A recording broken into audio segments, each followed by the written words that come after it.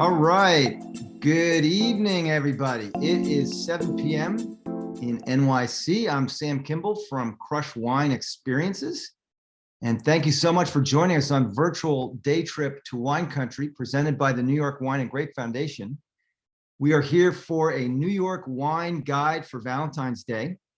We're going to sample 5 great wines from 5 highly esteemed New York State wineries. And we're going to hear all about the ways they can make your Valentine's celebrations more special this season. And we're going to hear about 3 really amazing wine destinations from around New York State, where if you're not familiar with this region as a wine region, there are nearly 500 wineries, and where the state is the 4th largest wine growing region in the US.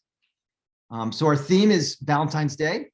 What wines should you plan for your Valentine's celebrations? And frankly, you know, our wines are all from New York State. So let's back up and talk about this region and set the stage for the conversation. New York is home to absolutely beautiful wine growing areas where each and every bottle reflects the diverse climates, the soils, the topographies that make it great. Also, New York State wines are no longer the forgotten cousins of other US wine regions. As we sit here in 2022, they are world-class. New York wines, New York wineries, and the region have become a world-class player in the wine industry. We're not talking about quaint growing areas in New York's backyard anymore. We're talking about wineries winning national and international awards every year. And for example, take 2021 alone. A New York winery was named to Wine and Spirits magazine's top 100 wineries. Another New York winery was featured in the same list. A New York winery was named to the Wine Spectator's top 100.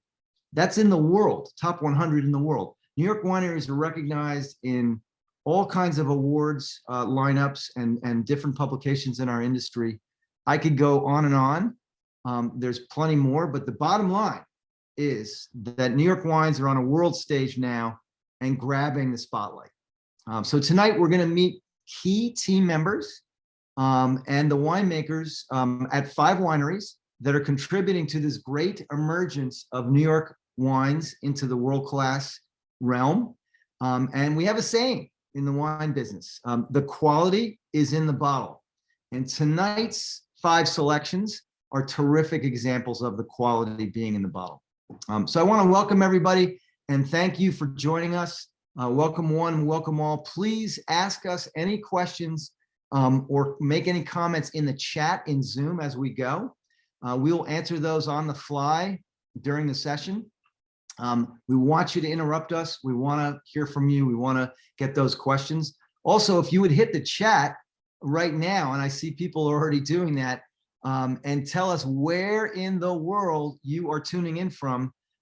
We love seeing that, and it's great to see all the different areas that we cover. San Diego, I love it. Nebraska, Burr, yeah, Nebraska is definitely Burr right now. We've had that in New York too. New Jersey, just wow, you guys are amazing. Thank you so much for tuning in. I think you're going to be pleased with what we find out from these 5 wineries and the 5 selections we're profiling. Brooklyn is in the house. I love that. Rochester, upstate. All right, so we're going to travel virtually to 3 places in New York State: Long Island wine country, the Finger Lakes wine region, and the Adirondacks. And I'm going to put up in my background on my screen, I'm going to put a map, and you can actually see, you know, above me, to my left, to my right, you can see the Finger Lakes that are right just above me to one side, the Finger Lakes region.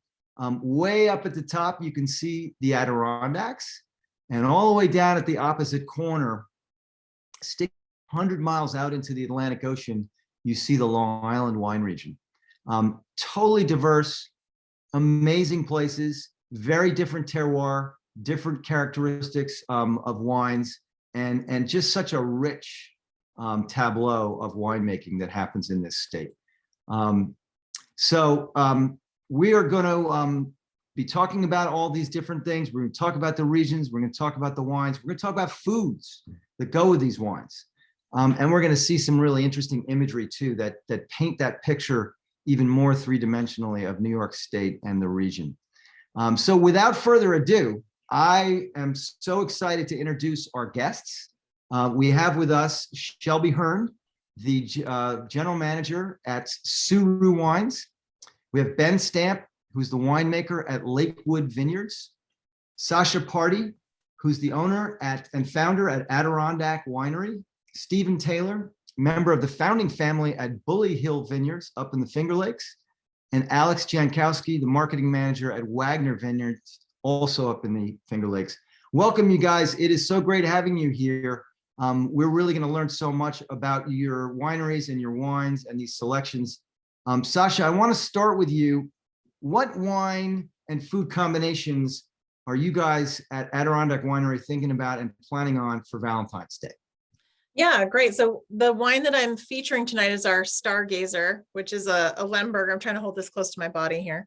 So this is our Lemberger wine, and I'll talk more about that later. But at our tasting room in Lake George, New York, which is, up in the North Country, we are doing a Valentine's wine and chocolate pairing plate that people are having a lot of fun with. We just started it today, actually.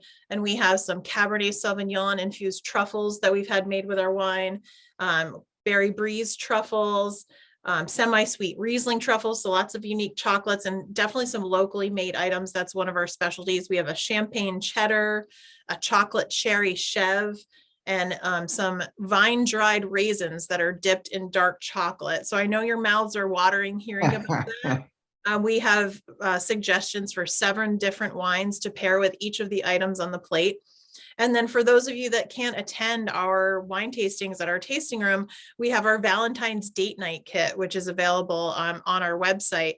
And with that, you get 6 different either dry or semi-sweet fruit-infused wines. And we're giving you those vine-dried raisins covered in chocolate, a cherry chic chocolate bar, and just some suggestions on Valentine's date night games. So that's a really fun thing if you're going to stay in with your Valentine.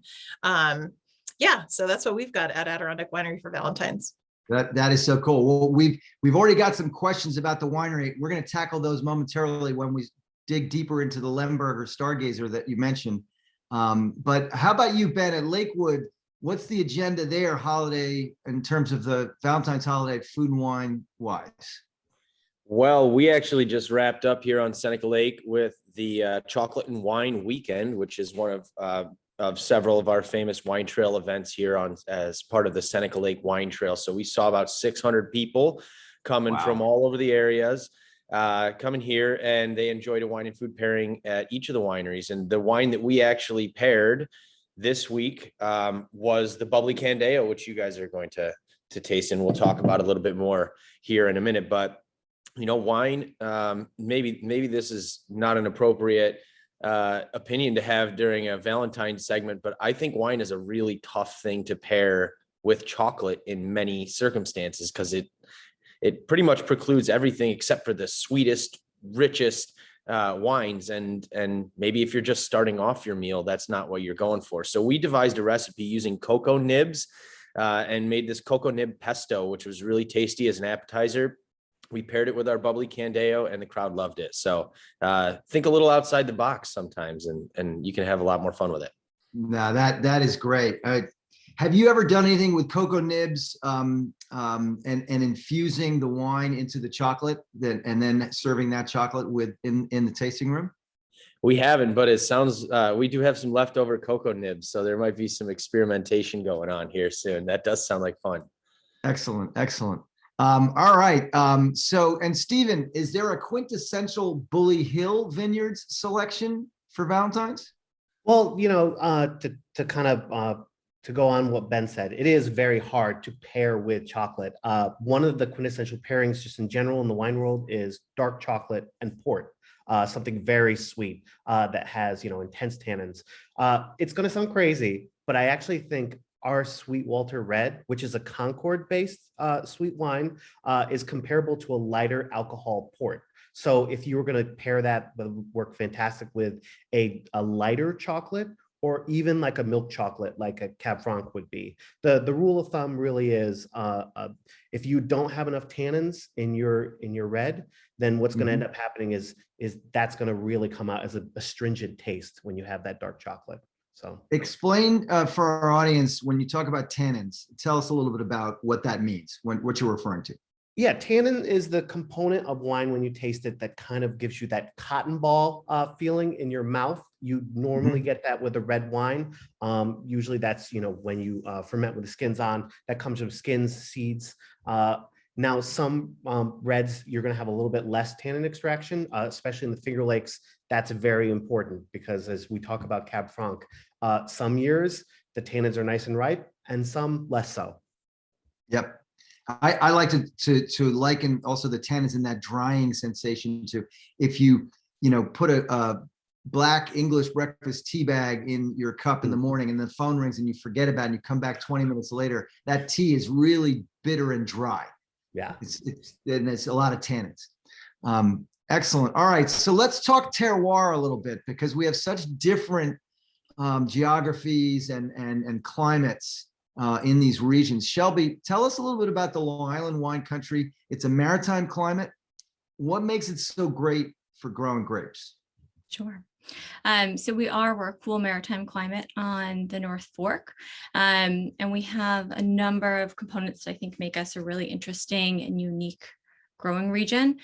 Long Island is comprised completely of glacial deposits, so we are primarily sandy loam soils. And as the glaciers receded over Long Island, they dropped very different segments of soil in different areas. The North Fork of Long Island, which does have the vast majority of the planted grapes of the region, is primarily sandy loam. We have really nice, great drainage in our soil, as well as some pretty moderate water holding capacity, which makes for very well suited soil to grapevines. In addition to that, being that we are an island, we're surrounded on three sides by water, which really acts to moderate our temperatures. So it means in the summer, when we have those really hot days, we have the cool ocean breezes that cool us off and keep the humidity from settling onto the vines. And in the winter, when it gets a little bit colder, we have those bodies of water surrounding us on three sides, again, keeping it a little bit warmer so we don't have as much temperature affecting the vines throughout the growing season. So I think it overall makes for a really great growing season across the board. Yeah, it is truly maritime. You're surrounded by ocean water on the North Fork and the eastern end of Long Island. Alex, Wagner Vineyards is in the Finger Lakes wine region on Seneca Lake. And for folks who haven't been up there, these are really, the lakes are really long, like 40 plus miles, a couple of them. Really large bodies of water, quite narrow. What is it about the terroir there that makes the wine so good? Yeah, there's nothing worse than having a meeting at a winery just on the other side of the lake that, as the crow flies, is maybe 2 miles. But you're talking about an hour drive all the way around the lake just to get there. We haven't invested in a tunnel yet, but maybe one day.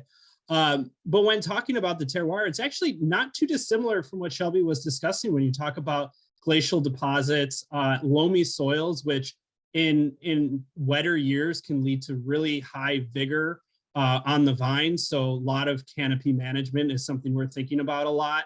And that's sitting on primarily a shale bedrock. And you might see sometimes when discussing, especially Riesling, which is the wine that we have as one of our Rieslings tonight, there's a minerality to it. And sometimes folks will attribute that to the shale bedrock. Minerality is one of those wine jargon terms that you're going to hear about 50 different definitions of, but you know it when you taste it, I guess you can say. But when talking about, at least when you talk about Wagner Vineyards and our 240 acres, it is all about Seneca Lake and our proximity on the east side of Seneca Lake. And the lake itself, at its deepest, 640 feet deep, the last time the lake froze over was in 1912. Wow. Some older members of the Wagner family had heard stories about being able to ice skate across the lake, has not been able to happen in over 100 years. And it's very similar to how it is in Long Island, where there's a prevailing northwest wind that comes over that deepest part of the lake. Constantly moving waters will help raise the temperature of that wind a couple degrees in the winter, will help lower the temperature of that wind a couple degrees in the summer, preserving acidity, which is huge, of course, for a grape like Riesling and a few of the other varieties that we grow. And it's led to this small strip being known as the banana belt, because it's slightly more tropical, not because it's warm enough that you could actually grow bananas too successfully or anything like that, but it's slightly warmer in the winter, and especially a winter in a month like we just had in January, it makes all the difference. Yeah, no, I mean, I wanted to put that picture up because it's just striking. You know, the lake is so long and narrow and but large. I mean, it's a really large body of water right next to the vineyard and the grapes there. Stephen, for those who don't really know it well or haven't been, Lake Keuka Lake that you're on is different microclimate in certain aspects. What's the terroir and what are the distinctive aspects about Keuka versus Seneca and the others? Well, the first thing I would definitely say is our lake freezes over. I think it was 2013 was the last time that it did that completely. And so that's going to tell you a lot about just, you know, how less deep it is. It's 21 miles from Hammondsport to Penny End, you know, from tip to bottom. And obviously everyone knows it for it being the lake that looks like a Y. So that is like when you know you're at Keuka, you're at the one that kind of has that fork at the point of the bluff. In terms of soil, you know, we have a lot of shale, limestone, a little bit of clay. And I always say that the key point between Keuka and Seneca Lake is Seneca Lake gets on average 1 degree warmer per growing day. So that's really important to know that, you know, when you are thinking about, you know, the wines that you want to have that are going to require the longest growing, you know, degree days, you're going to want to put them on Seneca. But the advantage for Keuka Lake is if you want wines with acid retention, say like a Riesling, Keuka Lake's going to be fantastic for that. So that's kind of, I would say, the two biggest differences between that. And when you see climate change, you know, the Rieslings are coming out a lot riper now. 10 years ago, even, you know, from where they were back then. So it's interesting. We're still trying to see, you know, what that looks like 10 years from now. Super interesting. We have a request, Stephen, for a story. He didn't get my goat. Yeah, absolutely. I don't know what the reference is. I'm just reading it. No, that's okay. Yeah, so long story short, I'm trying to do this for a panel. The story is, you know, we used to be a part of the Taylor Wine Company, which you remember from the ports and sherries that, you know, were in every liquor store. Unfortunately, our family was fired by Coca-Cola when they purchased them, you know, in the late 60s. They thought wine coolers were going to be the future. Before they fired Dad, one of the things that they said was, you know, we want to start bringing in tanker car wine. At the time, it was only 50% of whatever you had to put in was New York State. So you would do 50%, you know, Concord, 50%, you know, bulk wine from Algeria or California or whatever it was cheapest from. Maybe you throw a little bit of water in there, it doesn't matter. And, you know, Dad went out against that. He would tour the country trolling his, you know, his own family company before they finally fired him. And so when they fired him and he started the Walter S. Taylor Wine Company, Taylor said, well, listen, you don't own the name Taylor. That's our company now. And so they asked him to, you know, to give all of his winemaking materials, anything that said Taylor on it. And one of the things that he took with him was a goat. And on the side of the goat, you know, that he wrote a big sign that said Taylor on it. And so he gave the goat to, you know, to Coca-Cola, and it bit some lady, and it just became this PR nightmare. And eventually Atlanta was like, what's going on up there? You need to just get rid of this goat. So they gave the goat back to Dad, and he said, you know, they took my name and heritage, but they'll never get my goat. So that is, you know, kind of like the beginning of the story. That's awesome. What a great story. Thank I you. love that.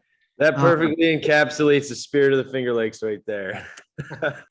Thank you. I think it encapsulates the Finger Lakes and wineries and founders all over that are of that same mindset. All right, so let's get into tasting some wines. We have a great lineup.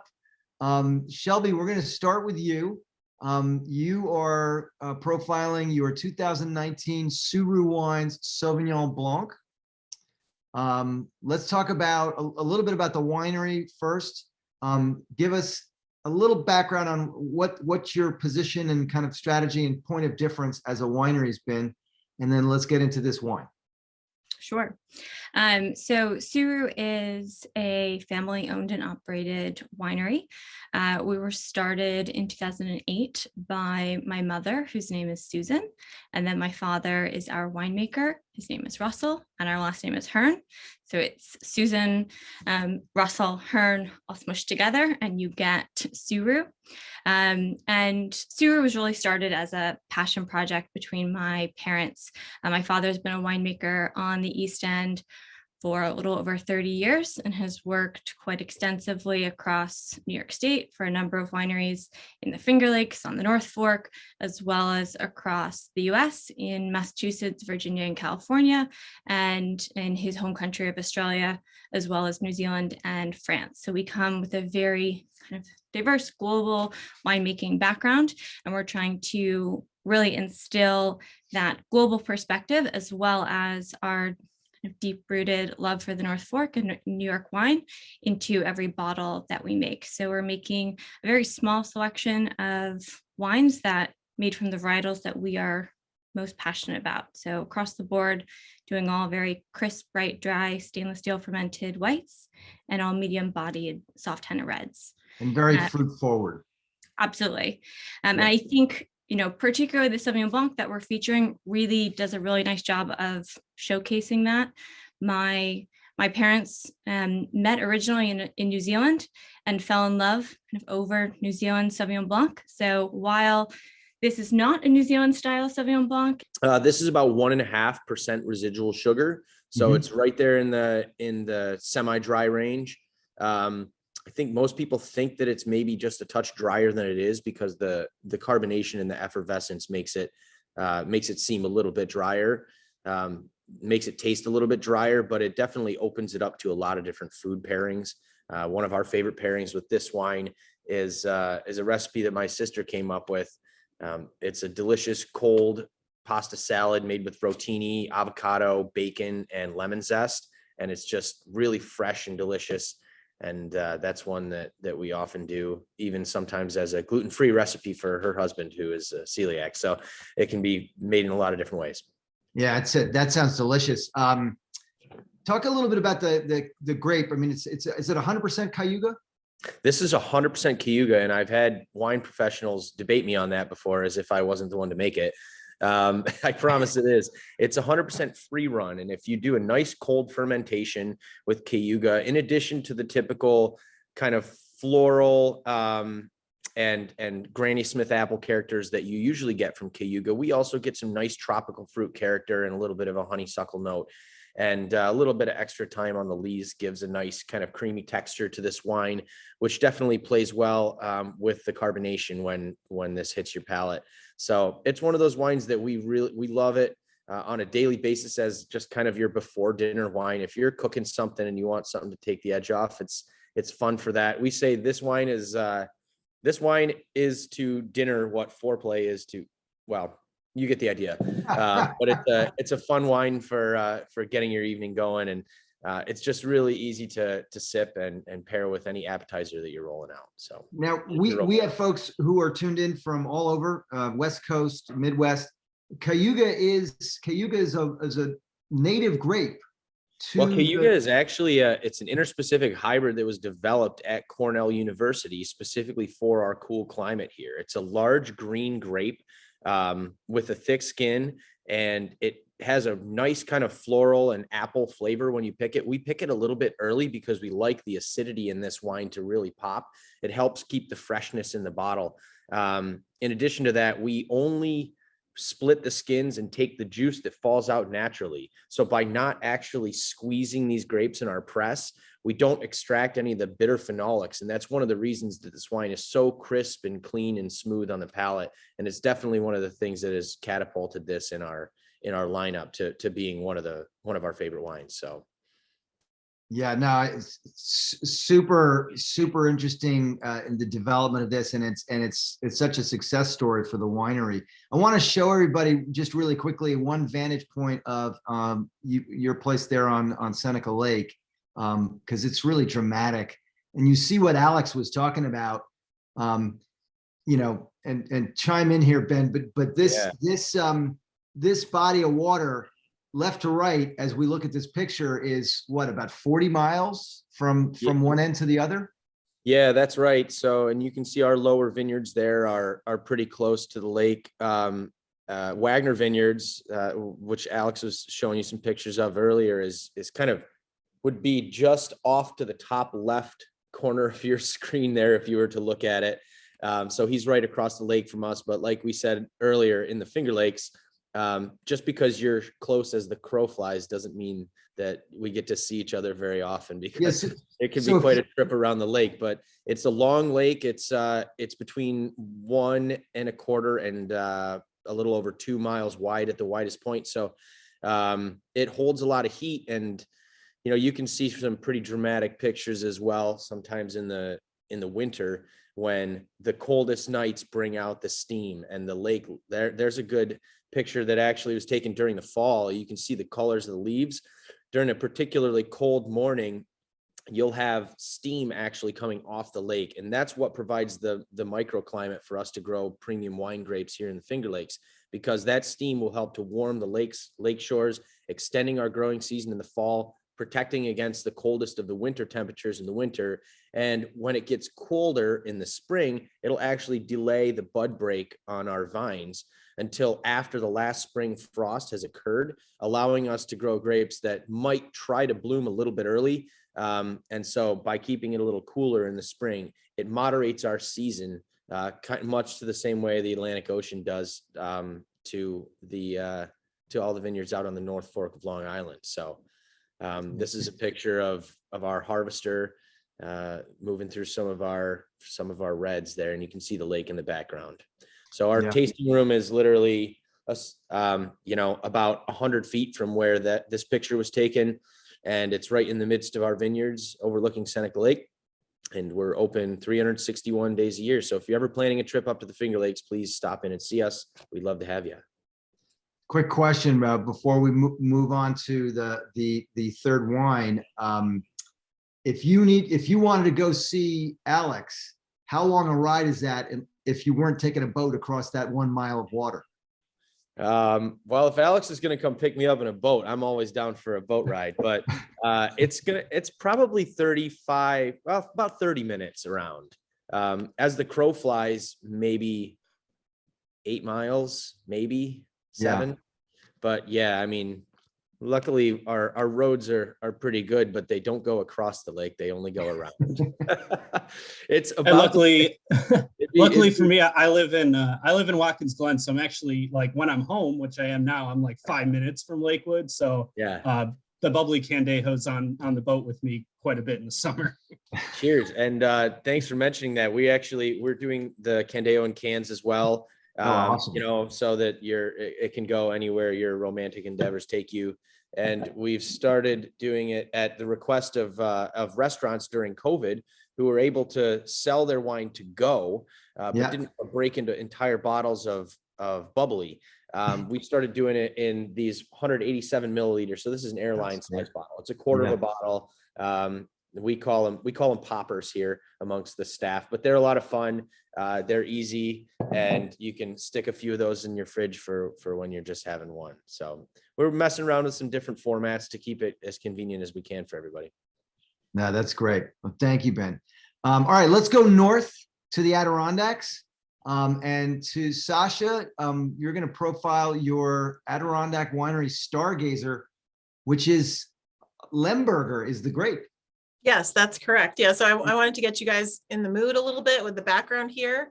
So just to show you, this is in the heart of the Adirondacks. This is the Ausable Lake.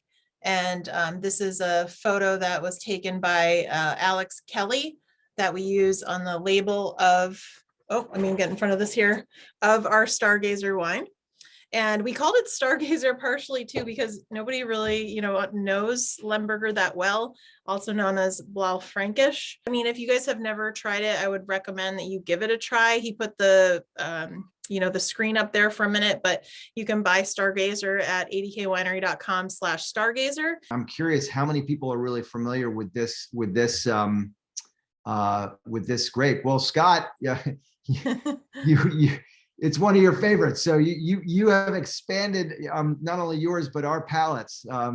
And it's great to see people who are trying these wines, because one of the things that a lot of people more casual wine enthusiasts don't realize is that there are 5,000 wine grapes in the world. And but most Americans, and I'm guilty of this too from time to time, are just stuck in those 5 or 6 grapes that we all know. So Alicia has tasted it, but bummer, you don't ship to California. Nope, that's one of the states that we unfortunately cannot ship to. And tell us a little bit about the provenance of Adirondack Winery. Yeah, I'd love to. I mean, we were started in 2008. My husband and I started the winery really because we just loved wine, and we wanted to find a business to run together. We love the Adirondacks, and Lake George just seemed like a great place to start for us. But we were I like to say, one of the very first micro wineries in the country. And our whole business is based around bringing wine to the people, as opposed to having a vineyard in our backyard. So we source our grapes from primarily the Finger Lakes, but also a little bit from like Erie, Niagara, Ontario regions. We make over 35 different wines, and we're always bringing in different varieties. And we believe, our main focus is on the customer. So we're all about being approachable at our tasting room in Lake George.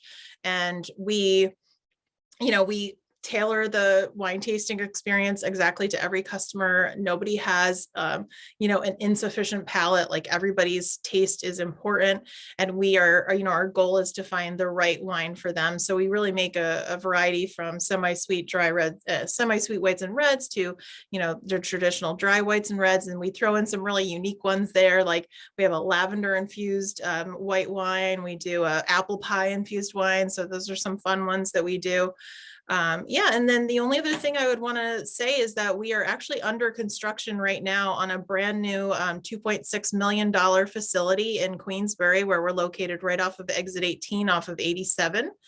And we have a brand new tasting room and event facility opening there, where with our farm winery license, we'll be able to not only do tastings like we've been doing for the last 14 years, but we'll be able to, serve wine by the glass, beer, cider, spirits from other New York folks, and, feature the foods that we've been, for the local producers that we've been working with. And finally, we can do events and classes and all sorts of fun things. So we're really looking forward to that. And of course, we'll be able to produce 3 times as much wine as we can make now, because we have been bursting at the seams for many years.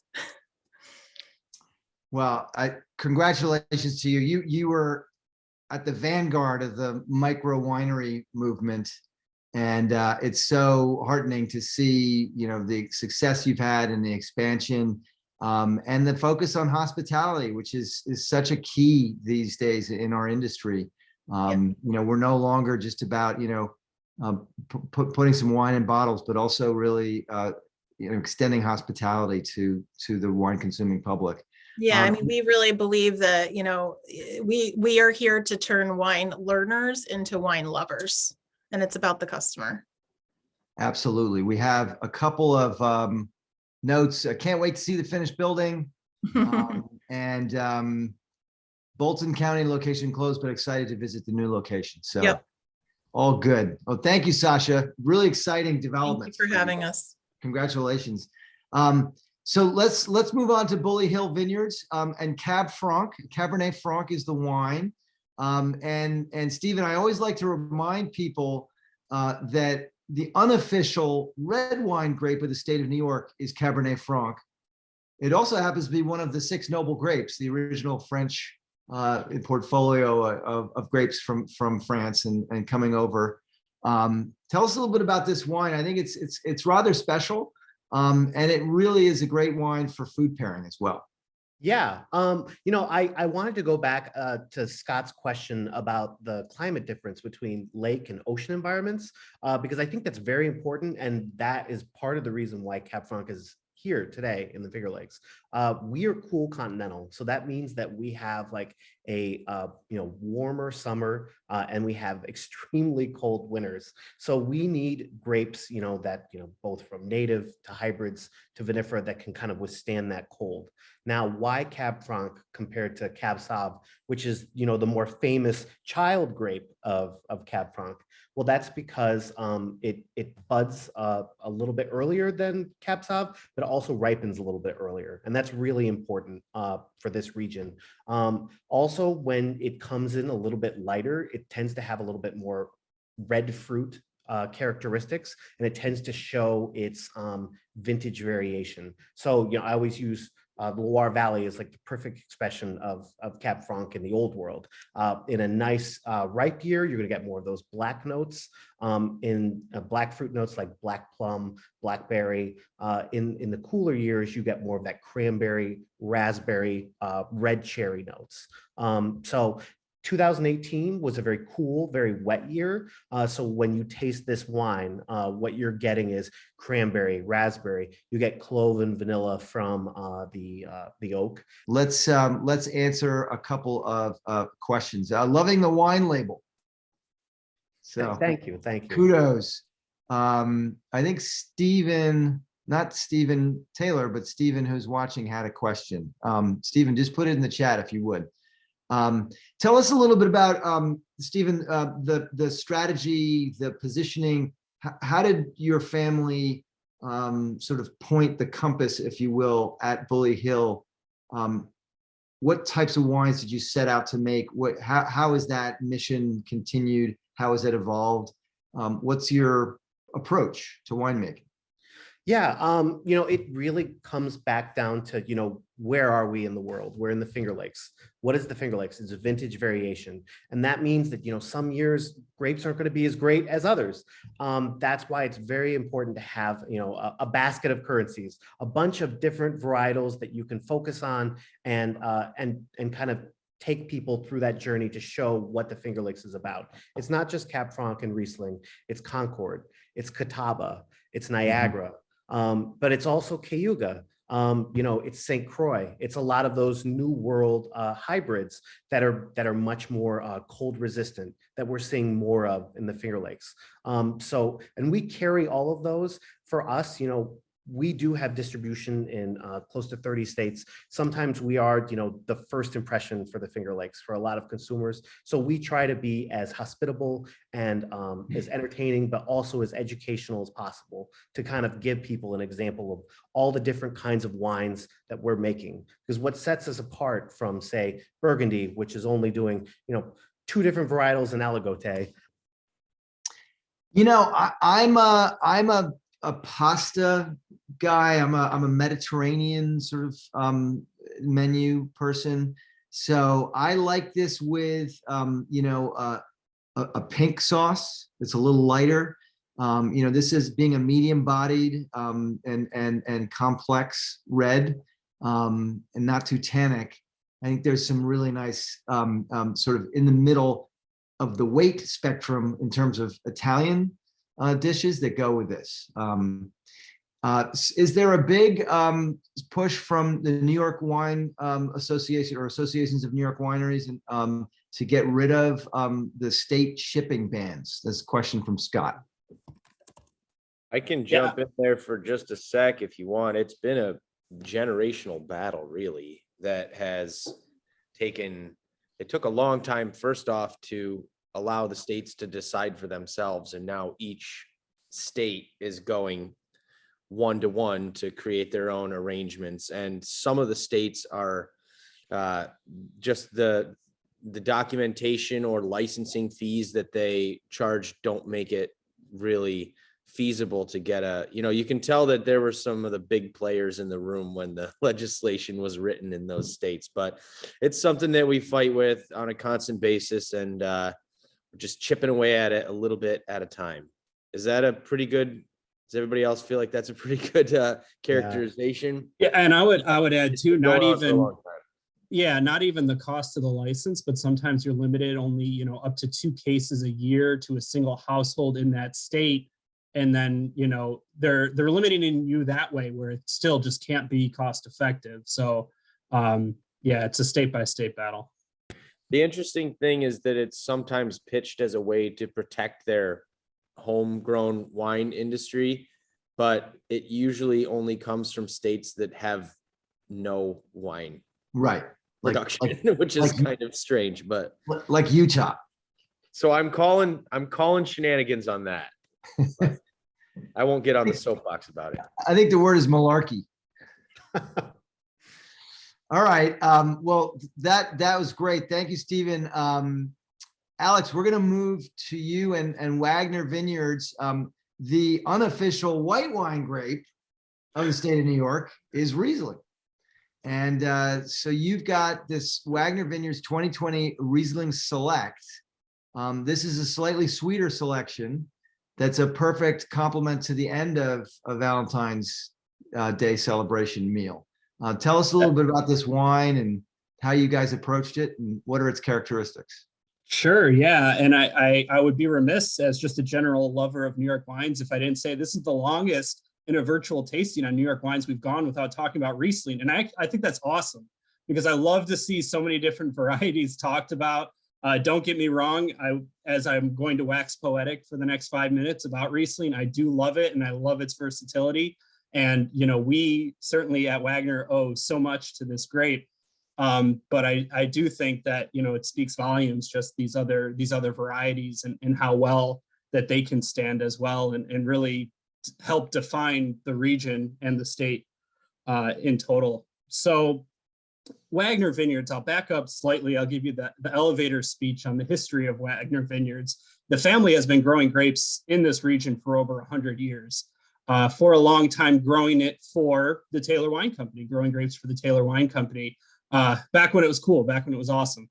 And what changed was an act called the New York Farm Winery Act in 1976, which allowed grape growing to happen and winemaking to happen on a much smaller scale. So we're talking about the generational fight for individual state shipping. There was such a fight as well to be able to sell your own wine at a licensing cost that made it feasible for smaller wineries. So Bill Wagner, in the early 70s, caught wind that this was happening. So as you see in this photo here, he started building a building up next to the vineyards. So that's Bill Wagner on the left, building our tasting room, which is still our tasting room today. To the right is his son, John Wagner, who is now the co-owner with his sister and still the vineyard manager out there every day.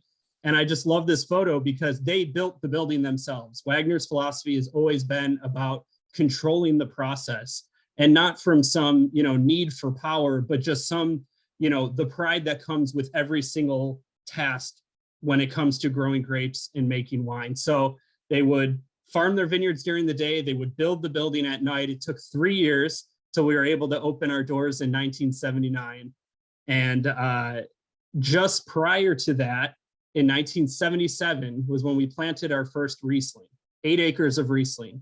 For about 20 years, that was the only 8 acres of Riesling that we had. So whether, you know, what we love about Riesling is it can be made in a sweeter style, it can be made in a drier style. We were just using one clone on one 8-acre plot for all of these different varieties of Riesling. Until we started to say, okay, it's handling the winters consistently. It's consistently giving us great fruit. Let's expand. We now have 62 acres of Riesling, which is the largest planting of Riesling in the Finger Lakes. Alex, is it a semi-dry Riesling or is it a sweet Riesling? I would say medium sweet, you know, semi-sweet. It's just because, you know, we use the International Riesling Foundation scale, sweetness scale, which you can see on the back label of all of our Rieslings to really help pinpoint. And that's a formula that goes in terms of where you can't hide it. I can't lie to you about where it would fall in there. Where it falls is where it falls.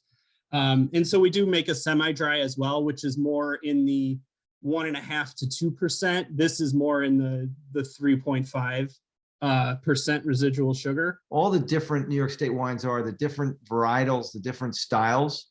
And this is a perfect example. I mean, this with a spicy Thai dish is just to die for. It's amazing. Yeah. And I think the lower alcohol plays a huge role in that, right? Like the wine itself does not need to be cut with a knife and fork, you know, or you're not pigeonholing yourself so much to have to pair it with a real fatty protein or something like that, because the wine is so heavy and there's so much tannin with it. You know, lighter bodied reds, and then these aromatic white wines, they can run the gamut no matter what part of the meal you're at. Absolutely.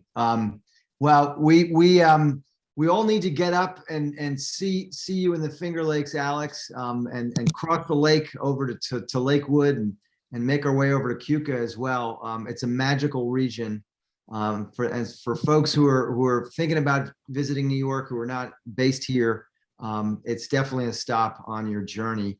I want to put up on the screen here just a reminder of how you can reach and connect with all 5 of these wineries. These are the websites, and the deals are great. We'll scroll through some of those momentarily, but take advantage of New York wine. It is special, and the fact of the matter is that it has really arrived on the world stage of excellence in our industry. I want to thank you guys for profiling your wines and hanging out with us tonight. We are officially, let's see, we're 6 days away from Valentine's Day. But that's not the only occasion with which to celebrate with these selections. So take advantage of them. We will scroll back up to a couple of these, a couple of the promo codes. In fact, I think what we'll do to make it easier for everybody is we'll send everyone an email tomorrow with the information, the URLs, so you can take advantage of these wines. I want to thank everyone who tuned in from around the country. It's great to see everybody. And I want to end with a tribute from the New York Wine and Grape Foundation to New York State wineries and wine growers, and raise a glass to them. And here's how it goes. We were never supposed to make it big. We could easily move and grow in perfect conditions, but we didn't. We leaned into adversity and came together as a family to make something out of nothing. Our future is not in algorithms. It's about customers, growers, and our members. It's for the people and by the people. Our collaborative ethos is irreverent, and in and of itself, we're an intrepid band of outsiders, and we're in this together, a family, and we believe in what we do. So thank you, everybody. Thank you to the 5 wineries and folks for participating in this. And thank you, everybody, for tuning in. Have a wonderful Valentine's holiday. We will see you guys all back here. If anyone who's up for it, next Wednesday, the 16th, we're doing a special visit with Gurgich Hills Estate Winery in Napa Valley. And that's going to be very fun. So be safe, everybody. Thank you for tuning in, and we will see you very soon. Take care. Cheers, everyone. Thank you.